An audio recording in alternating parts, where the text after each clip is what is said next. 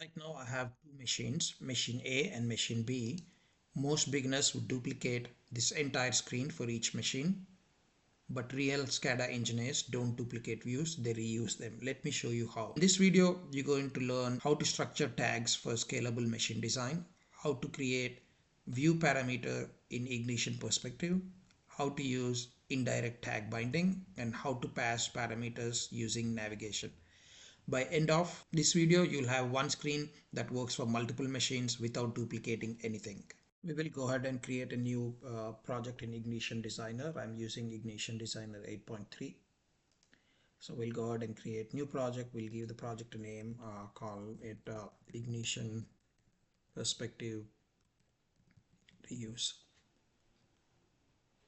And there is no project template, and we'll leave everything as default and create new project.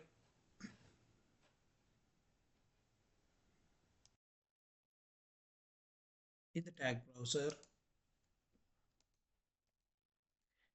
browser, let's go ahead and create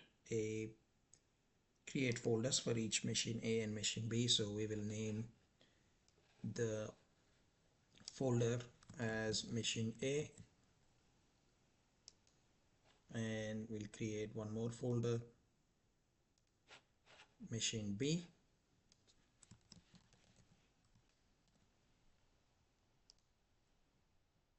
And inside each of this machine, we will go ahead and create three tags. One is a level indicator, one is a number, and one is an LED. So we'll go ahead and create new tag. We'll just use a memory tag. And we just call level, and tag type is integer. And we will create one more tag,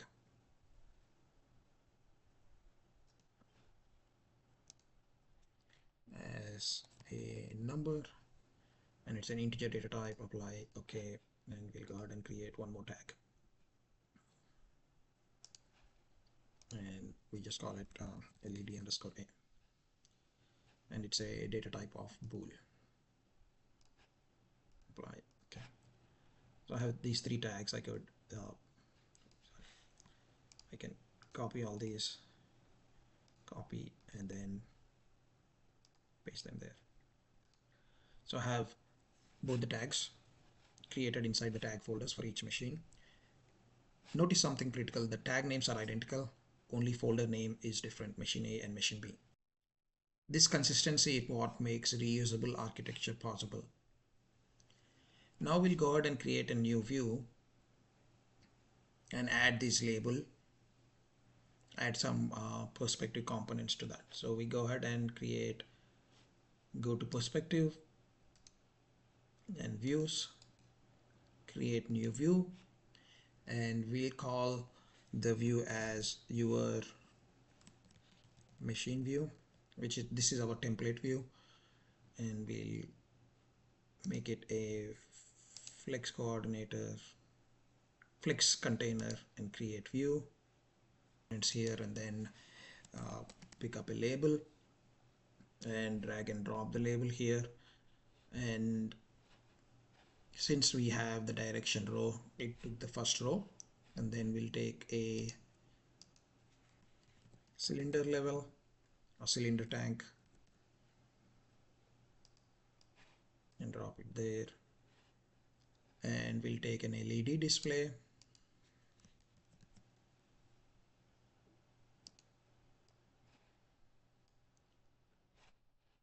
yeah, and then this will be our single reusable machine screen. So we'll go ahead and adjust the components,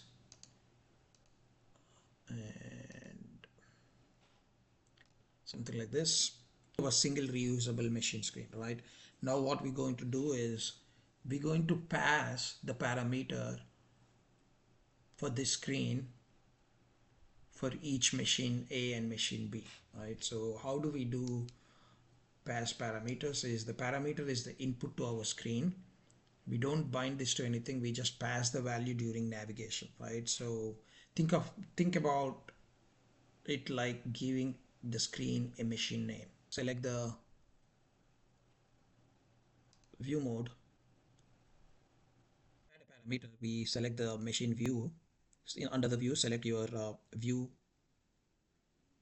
and under the parameters, we go ahead and add a parameter.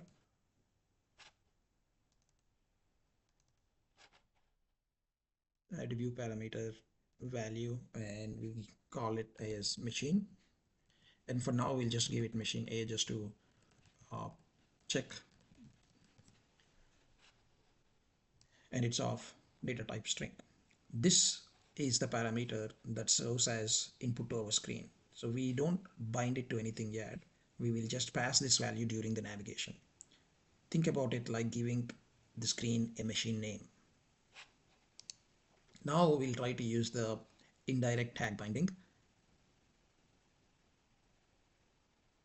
This shows which machine the screen is currently reading. To do that, all we have to do is until now do the indirect tag binding. For this label, we go ahead and select the text label. We double click that binding window, and binding configuration window appears, and then we choose expression, and we can add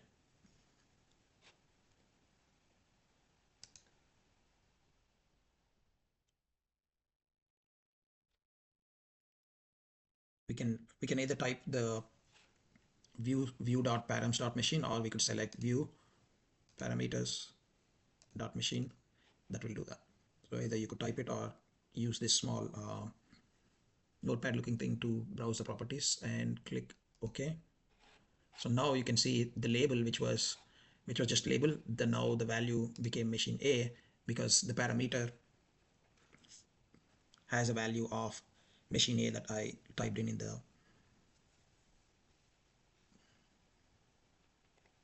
previously. Now you will see machine A. When you click machine B, it should update to machine B, right? So if we go ahead and now give tag binding and pass the value to the cylinder, we select this add binding and select tag, and in the tag select indirect addressing, and this is where we can select the view parameters machine. Okay, and then we can /level,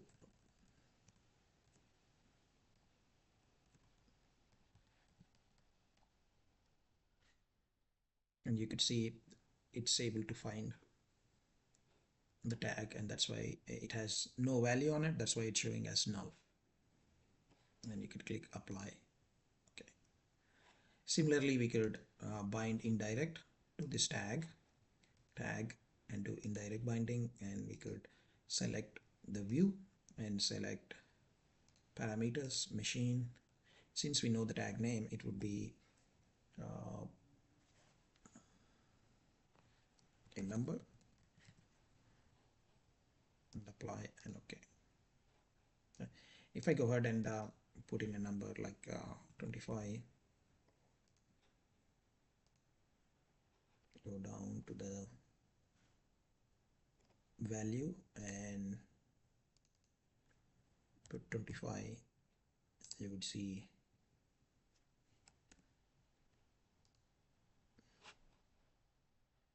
right once, and you would see the value of 25 showed up. Value in the number as 55.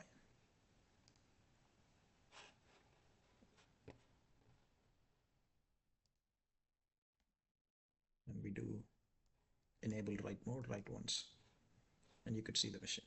So that's how you can pass the parameters from your machine view to machine A and machine B. Okay.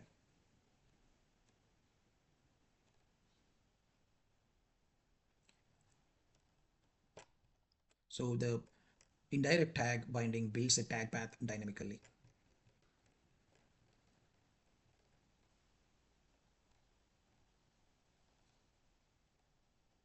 Now we go ahead and create a home view and add two buttons, one for machine A and machine B. So we go to the views, add a new view, we'll call it home, we create, and we'll go ahead. I already have take this from my other screen, other view, and paste it here. So I have machine A and machine B. We can just make it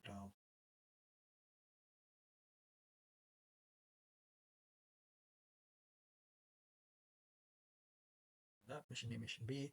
And for each button now, we had to pass a parameter every time we press the button. We need to pass a parameter saying which machine it is. So to do that, what we do is we right click this machine, machine A tag, and go configure events. And inside configure events, I have already created a on action performed. We will go ahead and select navigation and then do a view.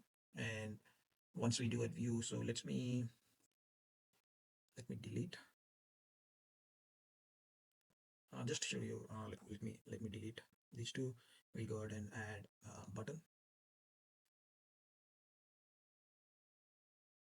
So we'll go ahead and add a button, and we call it a machine A button,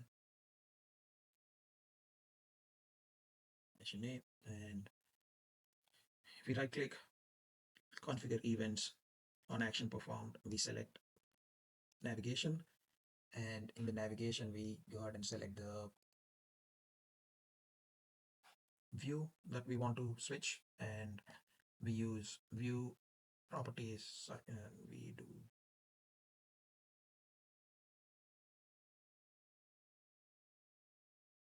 and we select the view, we select view, and then we select the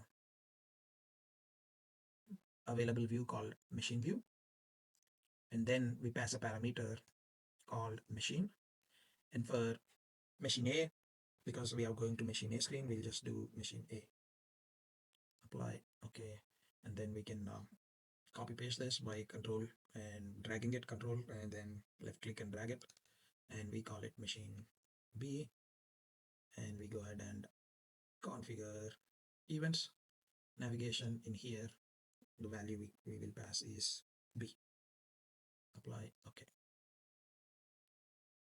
And back on the machine view, we'll just add one button which will ask us to go to home. So we'll go ahead and add a button on the machine view, and we just call it home.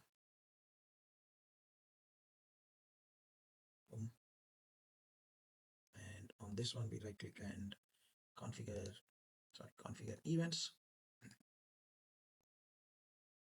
and we say on action performed, navigation, and we want to go back to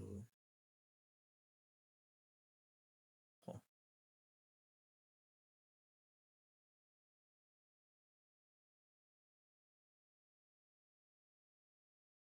So that's how we create pass parameters from buttons on action.